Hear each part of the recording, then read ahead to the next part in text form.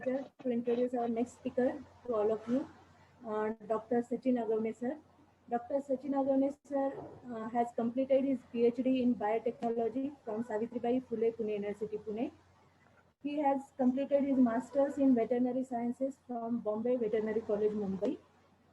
Currently, he is working as Principal Scientist at CSIR National Chemical Laboratory, NCL, Pune.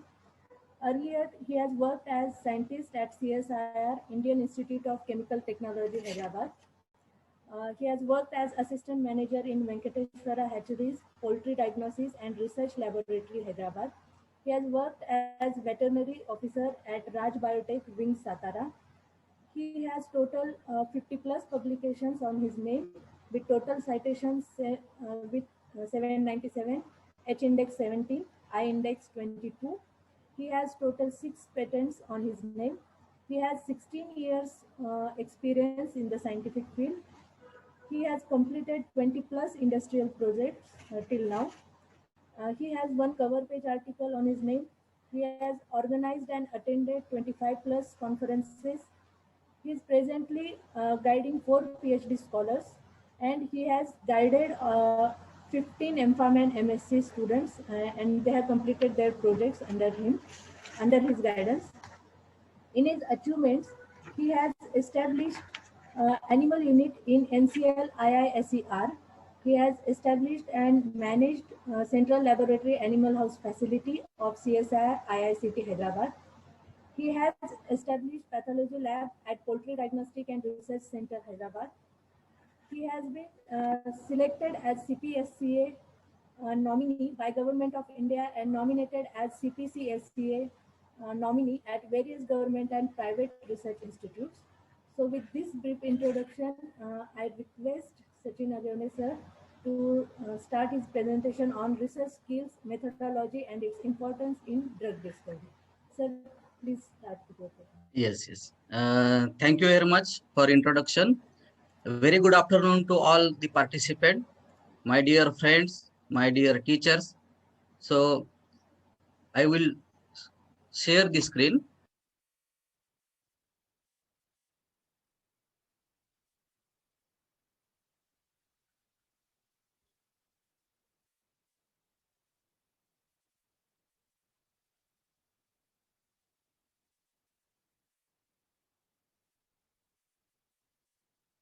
Can you see the screen?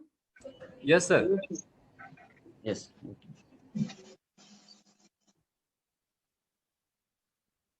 Yes. Yes, sir. Dr. Sachin. It's Yes. good. Yeah, so title of my topic is research skills, methodology, and its importance in drug discovery. So I will be explaining what is meant by research skills, methodology, and its importance in drug discovery by giving some examples. So let us start with the research skill. What is meant by research skill? So definition of research skill is research skills are ability to find an answer to question or solution to the problem.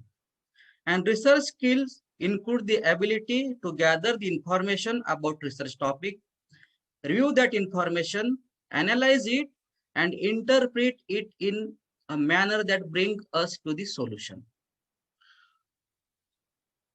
Research skills includes following points like making of outline of the research, knowing of research resources, then searching of information, detailed attention, then making of notes, use advanced searching techniques, consistency, time management, hard work, and communicating of the results which we are getting. Then coming to the research methodology. Research methodology is the specific procedure or technique used in the research experiments. More specifically, it's about how a researcher systematically design the experiment or design the study to ensure valid and reliable results that address the research aims and objectives. So research methodology depends upon types of the study, which type of experiment we are going to carry out. So tentatively, two main types of research are qualitative research and quantitative research. So I am going to explain it in next few slides. And what is the other word for the methodology? So we can call it modus operandi. So when we come to the drug discovery point, research skills are very important. Drug discovery is always teamwork. So each and every member involved in the research or in the team are very, very important. Say, for example, if we want to do the research and we want to carry out some activity, biological activity of the medicine for anti-diabetic activity, anti-cancer activity, then who are the people are involved in the team of drug discovery? So right from the chemist will produce some molecule. Then pharmacologist will make some formulation. Then for preclinical trials, veterinarian will be there to carry out the animal experiment. For clinical trials, medical doctor will be there to carry out the clinical trials on human being. So all these people are very, very important and important team member of the team of drug discovery. So these people are, each and every member has specific skill.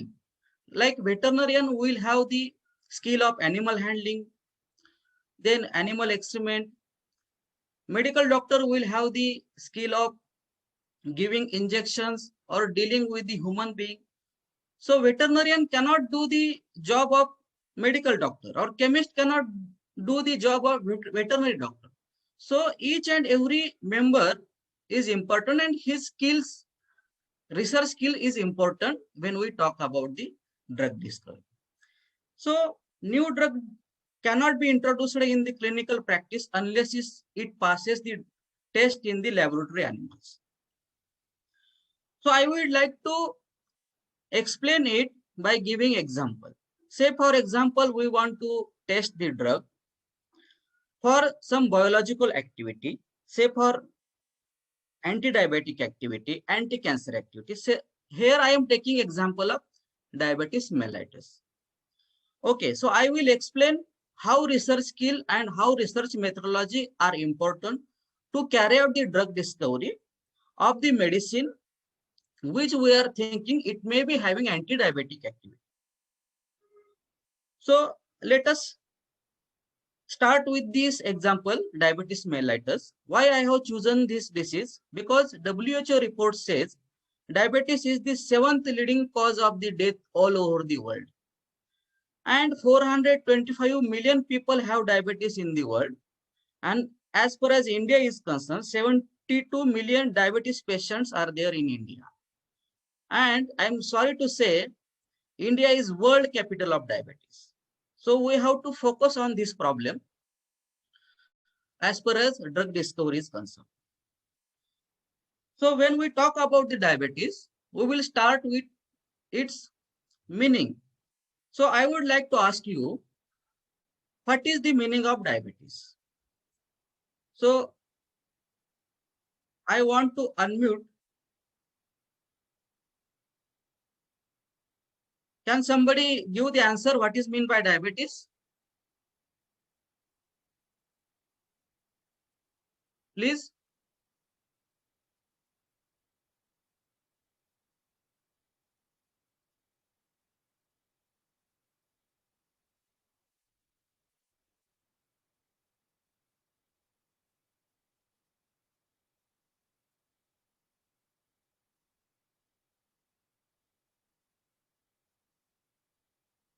Dr. Sopade, can we unmute the participant? Yes, sir. We are unmuted. If they want to unmute, they can unmute itself. Yeah. So anybody can give answer. What is meant by diabetes? If your answer is wrong, no problem. So this session is interactive session. Anybody can give answer. Wrong answer also accepted. Please go ahead. Uncontrolled blood glucose level blood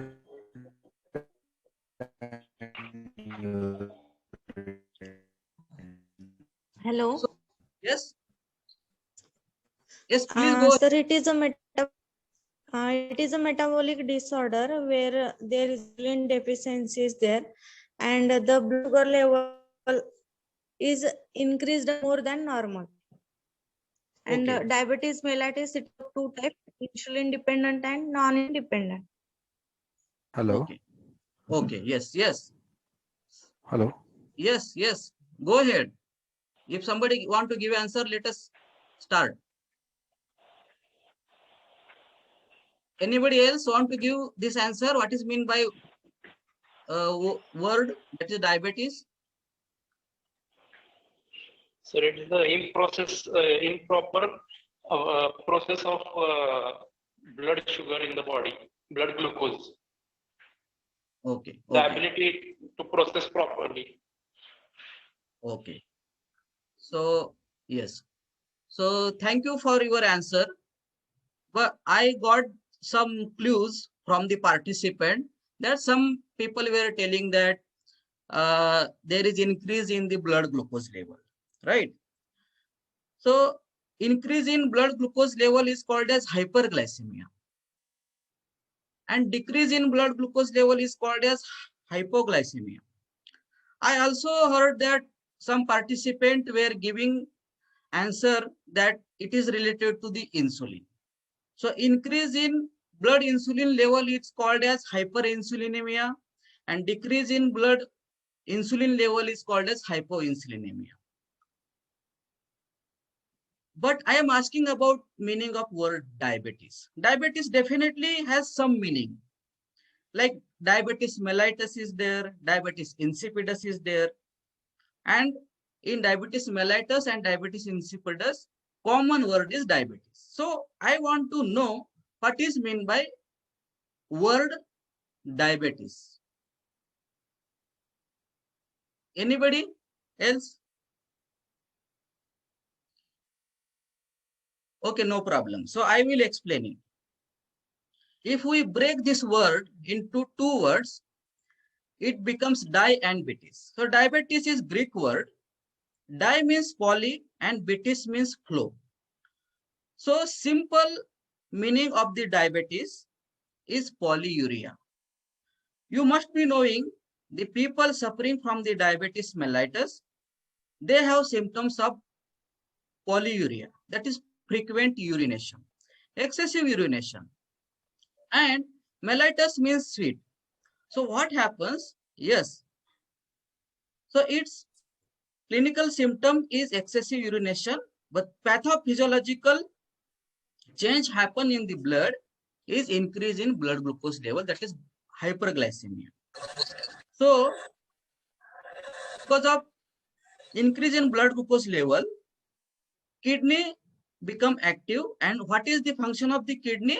That is blood filtration. So kidney tries to filtrate the blood, and kidney want to remove the glucose from the blood through urine. So that's why excess urination happens. If we, and what that urine consists, urine of diabetic people consists the glucose, that is sugar. That is the reason if we taste that urine, it gives the sweet taste. And coming to the Sanskrit word or Hindi word or Marathi word for diabetes mellitus is madhu meha. Madhu means sweet, meha means flow. Flow of what? Flow of urine, that is polyuria, excess urination, which consists the glucose. And you can see this picture. This is picture of commode. If diabetic patient do the urination, then after some time, ants accumulate over there and they stick to the urine because urine consists the glucose. This is also picture where ants are sticking to the urine. So polyuria is important point as far as diabetes mellitus is concerned. So there are many types of diabetes mellitus, but we will be focusing out on two main types, that is type 1 diabetes and type 2 diabetes. So type 1 diabetes is mainly related to the insulin, where there is decreasing blood insulin level. So hypoinsulinemia is there. That is the reason blood glucose level go high. And as far as type 2 diabetes is concerned, it is insulin non-dependent diabetes. So blood insulin level is normal, but still hyperglycemia is there. Why? Because it happens after taking some meal, some food. It is called as, type 2 diabetes is called as postprandial hyperglycemia. So blood glucose level go high after taking meal. So I will try to expand this. We Indians are mostly suffer with the type 2 diabetes, that is postprandial hyperglycemia, mostly in Asian countries.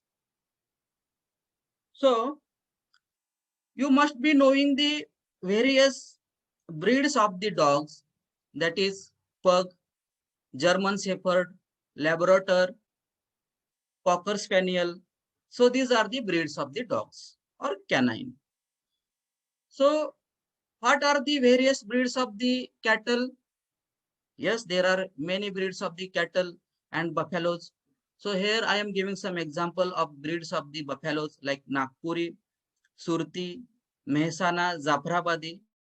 So like that, we human beings are also having the various breeds.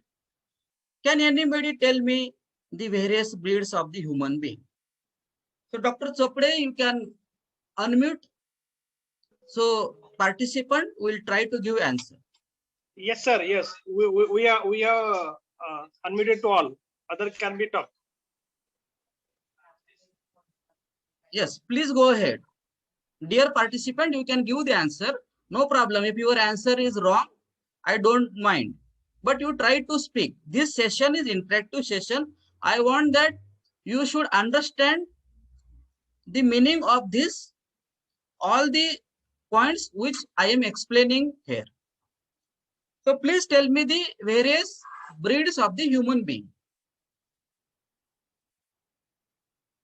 Anybody?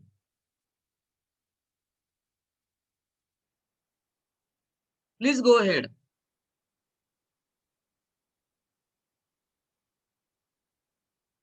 You can guess, no problem.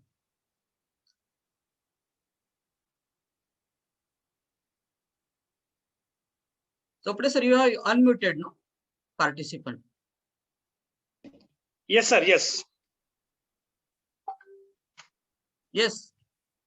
Please. Dhananjay. Yes, sir. There are Homo erectus, Homo sapiens, Homo habilis, and Homo florensis. So I There are near about, am asking the various breeds of the human being. yes.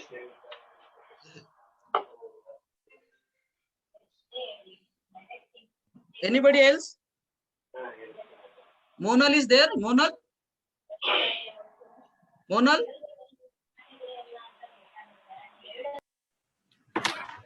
Yes, sir. Yeah, Preshita. Yes. Can you Yes. tell the various breeds of human being? Sir, African is there. Yes. Indians are there. That is Asian breed. Then that is Caucasian breed. Mongolian. Negros. Yes, yes, yes. Very good, very good, very good.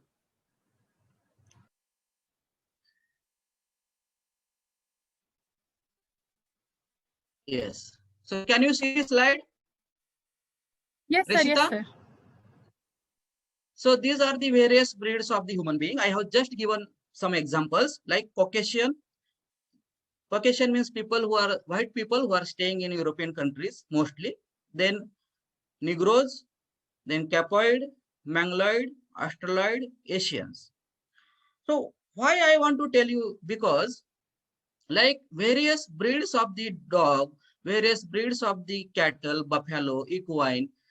So different breeds has different pathophysiological problem. Different breeds has different diseases, or they have different pathophysiology. So when we talk about type 1 diabetes, so this is problem of the mostly majority of the Caucasian people suffer from the type 1 diabetes because they have low insulin level, and this type 1 diabetes, as I told you, it is insulin dependent diabetes. Okay. So, and when we talk about the type 2 diabetes, mostly Indians are suffering from the type 2 diabetes. So what happens if we go to the hospital to test the blood glucose level? Doctor will ask us to come on fasting, overnight fasting. Then next day morning, we have to go there, and there will be 2 times collection of the blood. One is fasting blood glucose level, then second time taking some food, we have to take food or meal, and then we have to give the blood for the testing. So fasting blood glucose level means to test the type 1 diabetes, that is insulin dependent diabetes. And type 2 diabetes, that is collection of the blood after taking food, that gives you the idea about what happens with blood glucose level after taking the food. So what happens? So when we took the food consists various ingredients like starch, carbohydrates, fibers. And when it goes into the body, it get metabolized. It get break into the some other metabolites. So starch, carbohydrate, fibers are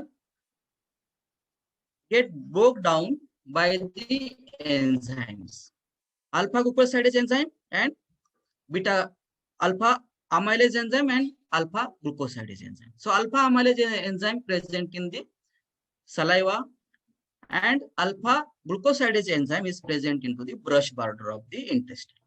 So what it causes? It acts on the starch, carbohydrate and fiber, and it breaks starch into the glucose. So what happens? Blood glucose level goes high, that is called as hyperglycemia. So our insulin level is normal, but hyperglycemia is there. Why? Because of this activeness of alpha amylase enzyme and alpha glucosidase enzyme. So different pathophysiology is there for type 1 diabetes and type 2 diabetes. So I am going to explain you further in next few slides. And glycation, you must be aware that glycation is further complication of the diabetes mellitus. Glycation forms the advanced glycation end product. Advanced glycation end products are formed from the non-enzymatic glycation of proteins and lipids which get oxidized after contact with the reducing sugars. You must be aware of HbA1c. The term HbA1c refers to glycated hemoglobin. It develops when hemoglobin, a protein within red blood cells that carries oxygen throughout your body, and joins with the glucose in the blood and becomes glycated. By measuring glycated hemoglobin, that is HbA1c, clinicians are able to get an overall picture of what our average blood sugar levels have been over a period of weeks and months. So for production of this glycated hemoglobin, it takes some weeks or some months. So if we take the blood glucose level after induction of the diabetes, say for example after 1 month or 3 months, then we can get the high level of the HbA1c. That is confirmative diagnosis for the diabetic mellitus. And when we speak about the treatment, then yes, there are different treatments for different types of diabetes. So as I told you, type 1 diabetes is mostly related to the insulin. So people must take the insulin injection to cure the diabetes mellitus. And for type 2 diabetes, acarbose is the standard drug. And metformin is biogonide class insulin sensitizer, which leads to decrease in insulin resistance, and this metformin enhances the insulin sensitivity. So metformin is also useful in the type 1 diabetes. So we should make some strategy while doing the research. We should clearly know that on what type of diabetes we want to work, whether type 1 diabetes or type 2 diabetes. So for type 1 diabetes, we should have to have some standard drug, that is metformin, and for type 2 diabetes, we should have the standard drug for comparison, that is acarbose. So as we know that India is hub of medicinal plants. And when we talk about the Atmanirbhar Bharat, then we should give preference to the production and its sale of the plant-based medicine, herbal medicine, or Ayurvedic medicine. But what we are doing, we are importing the allopathic drugs from the Western countries. So to minimize that, we should focus on the plant-based medicine and research. And when we talk about the plant-based medicine or herbal medicine and its research, then we have to have some strategy, some systematicness to do the research. It is not like that we were going somewhere for the morning walk or some picnic to the Alibag and we saw some medicinal plant over there and we collected it and we started its evaluation for biological activity. So this is not the way. So we have to have some systematicness for that. And you must be aware that before the birth of orthodox allopathic medicine, our Ayurvedic system is in practice. And we have to carry out research appropriately, systematically, and professionally. Then only we can get some success. So what is the first step to carry out any research? So first, it may be allopathic drug research or Ayurvedic drug research.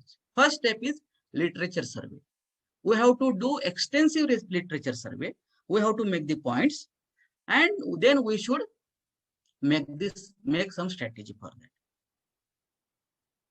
So this is the flow chart.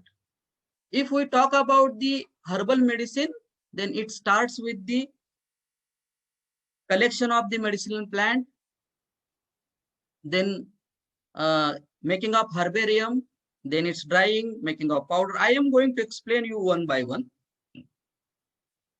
So let us start with the research of medicinal plant to test its ability or activity for anti-diabetic. So to test its anti-diabetic activity of medicinal plants, how we will start it? First is literature survey. Then we have to collect that plant. Then we should take it authentication. So authentication, who will authenticate that plant? So here in picture you can see I have collected some plants. I have made the herbarium. We have to fill the details like from where we have collected the plants, name of the plants, and its resources, date, time, everything. And then we should submit it to that herbarium. We should submit it to the Botanical Survey of India. It is available in Koregaon Park, Pune. So Botanical Survey of India will study its morphology, roots, fruits, leaves, stem, everything, and then they will give us the certificate. So this is type of certificate. So during my research, I have submitted some herbarium for authentication, and I received this type of certificate. This is just an example I am giving. So they will mention the name of that plant, and family like Adathoda vesica, Centellia ascitica, Mentha arvensis. Then what next we have to do? We have to collect leaves. Say for example, we want to do the research on the leaves. So we have to collect the leaves of that plant and we should do the shade drying. Why shade drying? Because if we keep that leaves in sunlight for drying, so some active ingredients available in the leaves will get destroyed. So we should keep it under shade for the drying. Then we should make its coarse powder or fine powder. Then we should go for the extraction. So plant extraction. So here we can use Soxhlet apparatus or separating funnel for the plant extraction, and we should use some solvent. So which solvent we should use? So generally I prefer the methanol. Why methanol? Because methanol removes the polar and non-polar compound from the plant powder. And then we should collect it into the RB flask, that is round bottom flask, and we should do the evaporation by using rotaevaporator. Then we can store this आधीची आणि नंतरची जर working day Plant मध्ये extract. सुट्टी आला तर तो रविवार लिव्ह घेतली रविवार. Hello, some disturbance is there. Saji, you can mute all. Just a minute. Yes. Okay. So we have to store this plant extract at Sir, minus can you 20 degrees share Celsius some PPT? before we use it for the further analysis. Then we can target some enzymes or some genes or whatever it is. For that we have to do the in silico testing, and we can choose some targets, and then we can go ahead for the in vitro analysis and in vivo analysis. So when we talk about the in vitro analysis, so as I told that research Sir, methodology. sorry to interrupt. Yes. Can you please share the slides? So you are not able to see the slide? Yes, sir. Just a minute. Can you see it? No, sir. Just wait.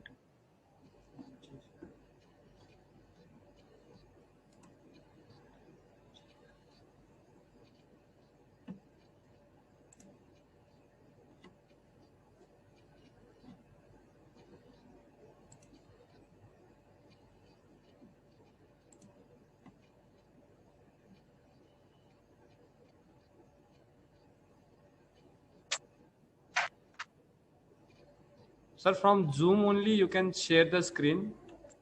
Just. Yes, sir.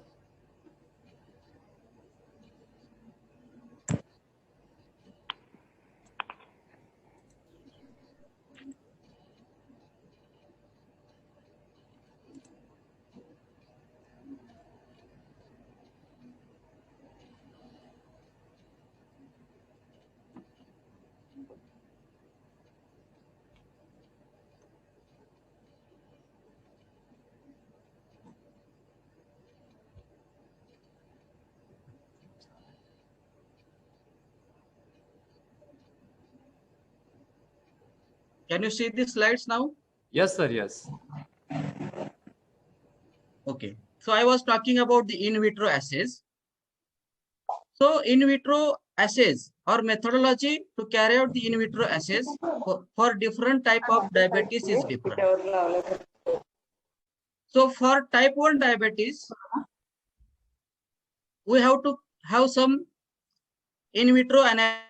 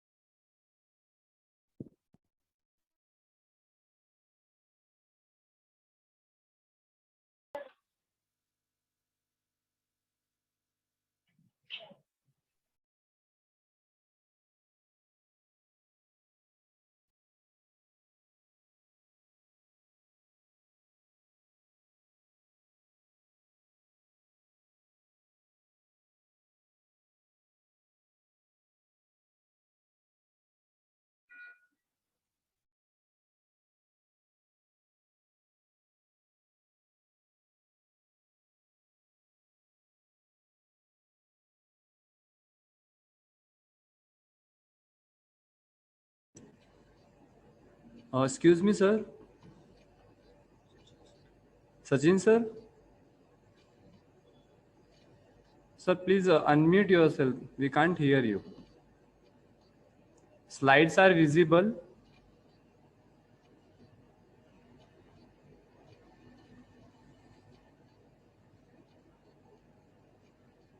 Sir, voice is not audible, sir.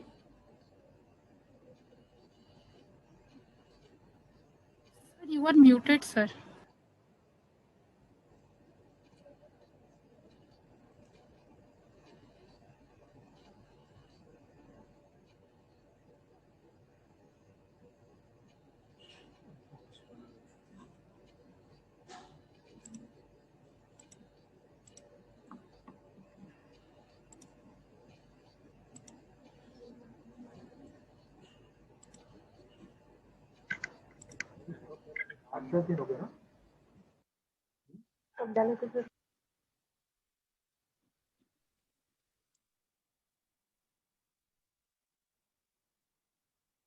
Yeah, am I audible? Yes, sir. Yes, sir. Yes. Yes. So, have you heard about this in vitro assays? Whether means when I was explaining the in vitro assays, whether you were audible? No, sir. No, sir. No, sir. No, sir. Okay, no problem, no problem. I will explain it again. So I am audible, right? Yes, sir. And screen is also visible. Yes, sir. So before starting the in vitro test or in vivo test, we can carry out some in silico methods like docking study, and we can make some targets of the some enzymes or some proteins or some genes, and then we can do the docking study, and we can target this enzymes or protein during our in vitro test and animal studies. So to carry out the in vitro assay, there will be different type of in vitro test for different type of diseases. So for type 1 diseases, our targets in vitro assays will be mainly insulin secretion assay, glucose utilization assay by liver cells, glucose utilization assay by myoblast cells. Because here we are targeting the insulin dependent diabetes. And for type 2 diabetes, as I told you, targets will be alpha amylase inhibition assay and alpha glucosidase inhibition assay. Because I already explained you that this alpha amylase enzyme and alpha glucosidase enzyme causes breakdown of the glucose, breakdown of the starch into the glucose. That's why hyperglycemia happens. So here, what I am trying to explain that, so while doing the research, while carrying out the in vitro experiments or in vivo experiment, we should be very much clear about our methodology, our test. Then if we carry out the in vivo experiment, then we have to have permission from Institutional Animal Ethical Committee. So Government of India is having department, that is Ministry of Animal Husbandry, and CPCA comes under the Ministry of Animal Husbandry. So CPCA nominates the people on the IAC of the various institutes. So various institutes which are having the animal house, they will be having a Institutional Animal Ethical Committee, and to carry out the animal experiment, we should take the permission of the Institutional Animal Ethical Committee. And these are the laboratory animal are being used in the biomedical research.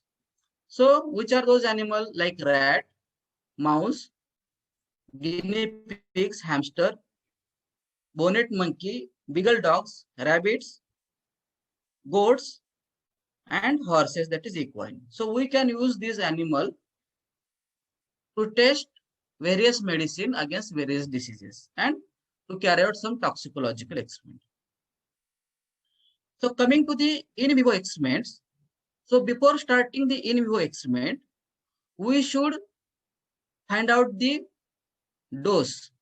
So mostly researcher used to follow the OECD guideline 420 to carry out the efficacy trials and toxicological trials on the animals. So MTDSM is maximum tolerated dose. We have to carry out this experiment on the rat or mice. We can give the various doses like 500 mg per kg body weight, 1000 mg per kg body weight, 2000 mg per kg body weight to the rats, and then we can, so it's big process actually. So I am just telling you superficially, and we can choose some dose of the drug and then we can go ahead for the efficacy study. Say for example, we want to carry out the anti-diabetic activity of some medicines in rats for type 1 diabetes. So then we have to choose STZ induced diabetes, means tryptophan induced diabetes mellitus animal model.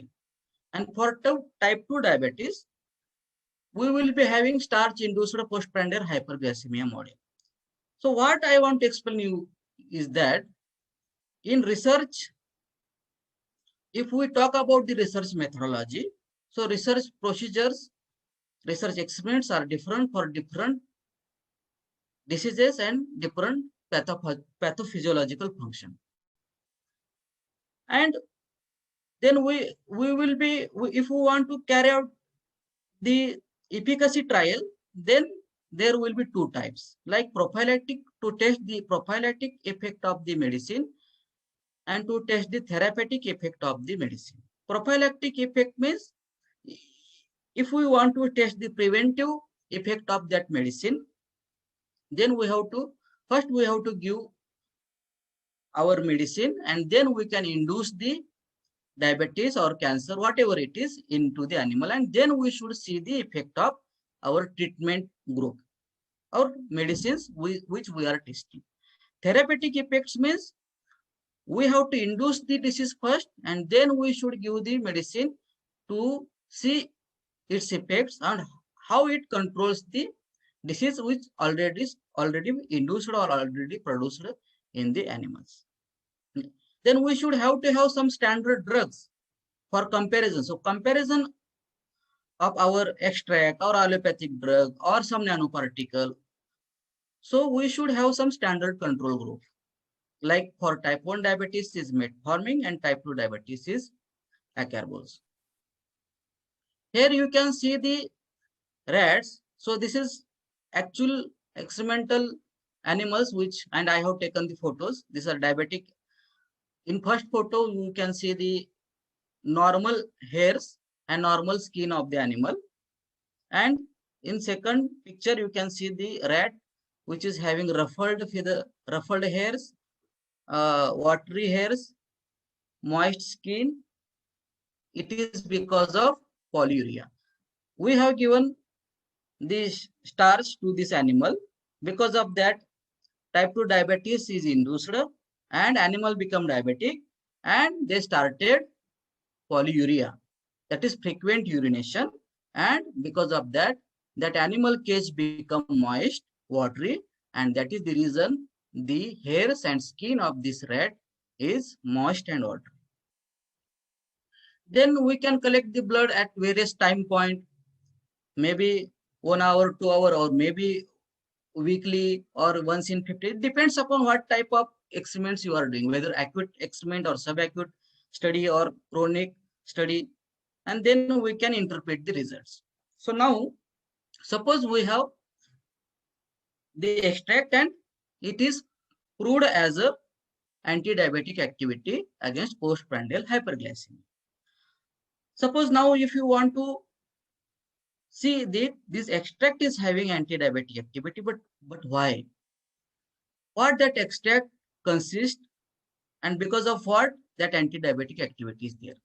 So plant extract may be having more than 1000 molecules, all or secondary metabolites present in this extract, and because of that, that activity, biological activity is there. So we can carry out some further research, like we can go ahead for the fractionation of the plant extract by doing column chromatography, and we can make some fractions and we can test these fractions against. We can go ahead for the GCMS analysis. We can see some peaks of some molecules present in that extract, and they are responsible for the antidiabetic activity of that extract. We can go ahead for LCMS analysis, HRMS analysis, HPLC. So there are various tools are available to test the molecules present in the plant extract. Then what we have to do further? Now we have carried out the research. In silico methods we have used, then we have carried out in vitro analysis, in vivo analysis, and then we have plant extract which is having antidiabetic activity. Then what we have to do? We have to do its patent. We should go here for the patent, because if we go for the publication, then we are putting our data into the public domain. So we should always prefer for the filing the patent, and then we can go for the research paper publication. I am audible now? Hello? Yes, sir. Yes, sir. And screen is also visible, right? Yes, sir. Yes. It's Yes. clearly visual. Okay. So I was talking about all the experiments regarding animal study and all, and testing of the medicine for its antidiabetic activity. So is this end of story? Definitely no, because I was talking about the efficacy study. So our medicine is there in our hand, and it is having antidiabetic activity against postprandial hyperglycemia, that is type 2 diabetes. But what about toxicity? So we have to do the toxicological analysis. So there is no medicine available in this world which is having 100% efficacy and zero toxicity. We have to have balance between toxicity and efficacy, and we have to find out the dose. For that, we have to carry out some toxicological experiment like acute oral toxicity study. It is of 14 days as per OECD guideline 420.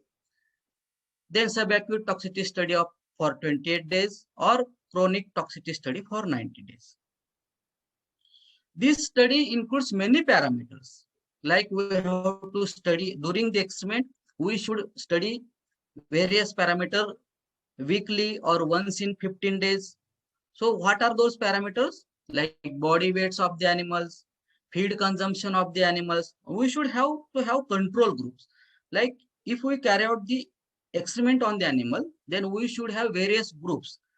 Say for example, one group of animal, that is normal group. Then another group will be for diseased animal, that is disease control group. Then third group will be having disease plus our treatment, that is treatment group. Then fourth group will be having disease plus standard drug, like metformin, acarbose, that is called a standard drug control group. So these various groups will be there, and we have to carry out the experiment, and we have to test this parameter like body weights of various animals of the various groups, then feed consumption, and then we have to see the symptoms, that is called as cage side study. Cage side study means during the experiment, every morning, early in the morning, we have to go to the animal house and we should see the cage of the animal, movement of the animal, whether animals are dull, whether they are depressed, or whether they are hyperactive. Everything we have to see. Then we have to see the morbidity, means how many animals are suffering from the disease. Then we have to see the mortality, whether some animals are died because of our treatment.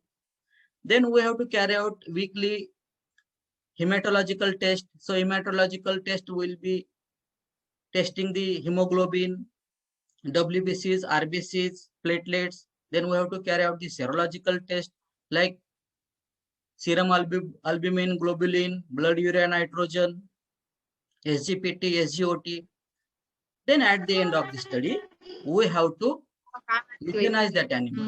Dear participants, We kindly have note to- attendance link provided we in have- valid function just after this session. Please cooperate. Yes. दुसरी माहिती का send attendance link मरतात करतील ना ते send काय बघत राहायचं Hello, I am getting disturbance. Sir, please mute to all. Okay. या Sir, anyway. sir, Okay, you have it's a okay. button that No problem, mute no to all problem. participants. No Yes. problem. So then at the end of the study, maybe after 14 days or 28 days or 90 days, we have to sacrifice the animal by giving some anesthesia,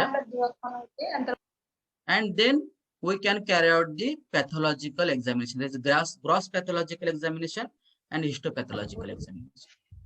So gross pathological examination will be seeing all the organs like lung, liver, kidney, spleen. We have to see all the organs and we have to see whether any toxicological effect of that drug is there, whether necrosis is there, inflammation is there, swelling is there. So all these pathological parameters we have to see during gross pathology.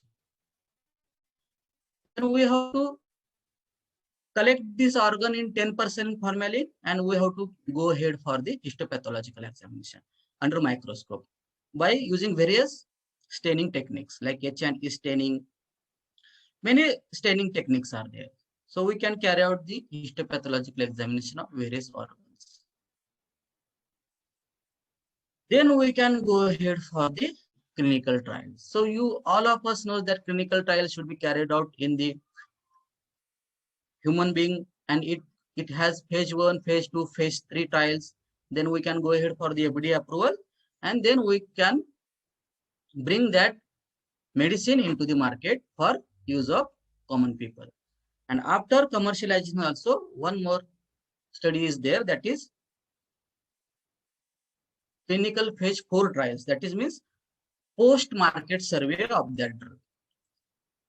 So this is all about the research skill, research methodology, how we can use different methodology during research of medicine to test its effect against various diseases, and how we can go ahead for its commercialization and what is its importance as far as drug discovery is concerned. So thank you very much.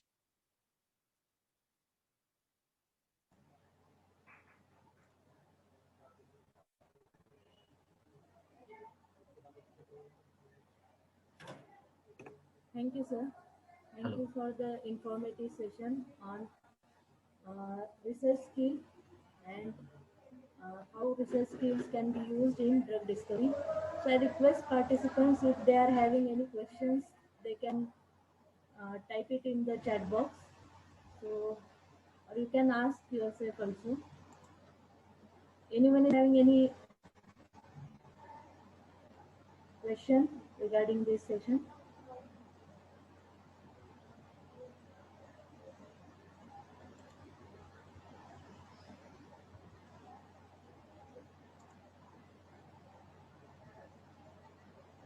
Okay, so, sir, it was a very informative talk.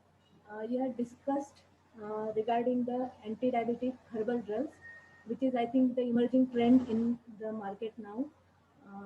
Herbal medicines are increasing nowadays, and the treatment using the. Okay, there is one question. Sir, should I ask you the question? Yes. I think it is regarding the literature survey. How to do the literature survey? Someone is asking. Yeah. Please So focus on literature survey. Yes, so we can search online, or we can go to the library for online search. We can go through the some Science Direct website, PubMed website, and we can see some research paper about our topic, which we have chosen, and what work other people has done about that research work, and then we can plan our. We should not do that repetition of the study. If somebody already done, then we have to just refer the paper and we can make some strategy. So how our research will be different from that research which is already reported. Thank you. Thank you, sir. So you have emphasized in your lecture various aspects for developing the new formulation, herbal formulation for anti-diabetic drugs, starting with in silico studies, in vitro, then animal studies, how to extract the plant extract, how to get the plant extract, then analysis of that plant extract, and how you can patent the formulation. And after that, the toxicity studies. The study will not end there. It will go for the toxicity studies, clinical trials, and then the you can say the successful drug discovery will be there for any herbal formulation. Thank you, sir, for the informative session. So, as it is a virtual program, so I request you to accept the virtual bouquet and certificate on behalf of Modern College of Pharmacy. Yeah. Thank you. sir. Thank you. I have accepted it wholeheartedly. Thank you. Thank you, sir. Thank you. So now, after the two very engaging and I think informative sessions, we will proceed with our valedictory function. For our valedictory function, I request Dr. Atul Phatak sir to take charge and start with the valedictory function.